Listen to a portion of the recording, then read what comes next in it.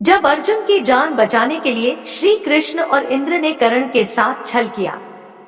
महाभारत के युद्ध में कर्ण को सबसे शक्तिशाली योद्धा माना जाता था। वह दुर्योधन यानी कौरवों की ओर से लड़ रहे थे। भगवान श्री कृष्ण और इंद्र के लिए कर्ण का सामना करना चुनौतीपूर्ण था, क्योंकि वे जानते थे कि कर्ण के पास उसका कवच और कुंडल है, जो उसे अजेय बनाते हैं। जब तक कर्ण के पास ये दोनों रक्षा कवच थे, तब तक उसे हराना मुश्किल था और अर्जुन की सुरक्षा भी खतरे में थी। भगवान कृष्ण और इंद्र दोनों यह जानते थे कि कर्ण का कवच और कुंडल उसकी अमूल्य संपत्ति थे, और यदि ये कर्ण से छीन लिए जाएं, तो वह कमजोर हो जाएगा। ऐसे में कृष्ण ने इंद्र से एक योजना बनाई।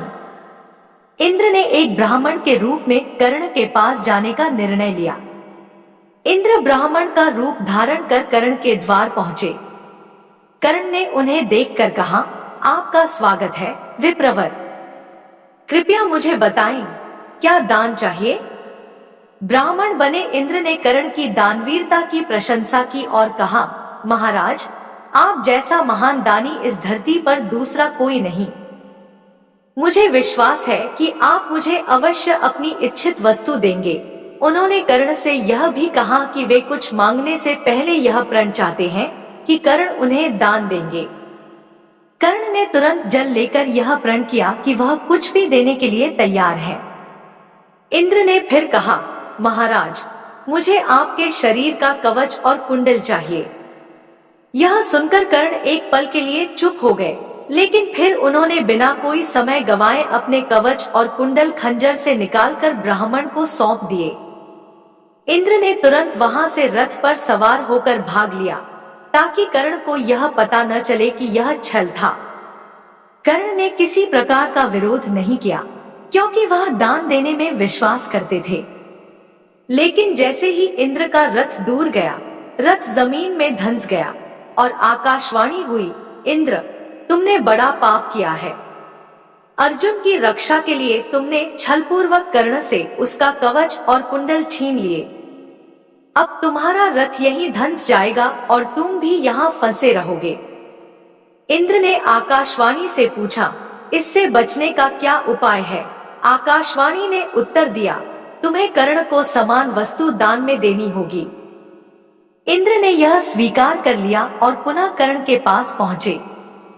इस बार वे ब्राह्मण के रूप में नहीं आए।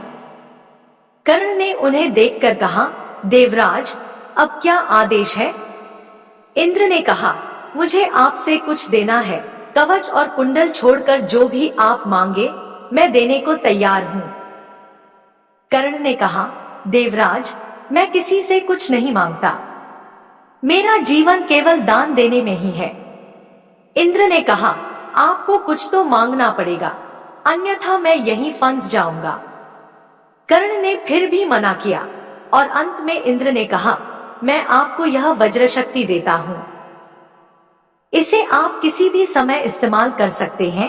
यह शक्ति आपके शत्रु को पराजित करने के लिए है, लेकिन ध्यान रहे, यह एक बार ही उपयोगी होगी।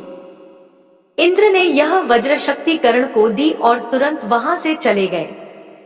कर्ण को यह शक्ति अपने पास रखना पड़ी, लेकिन उसे यह एहसास हो गया कि यदि वह पहले ही इंद्र से कुछ मांग लेते तो यह स्थिति नहीं आती। जब दुर्योधन ने सुना कि कर्ण ने अपना कवच और कुंडल दान में दे दिए हैं, तो उसे बहुत दुख हुआ, क्योंकि अब उसे लगने लगा था कि वह युद्ध में हार जाएगा। लेकिन जब उसे पता चला कि कर्ण को वज्र शक्ति मिल गई है, तो उसकी हिम्मत फिर से बढ़ गई।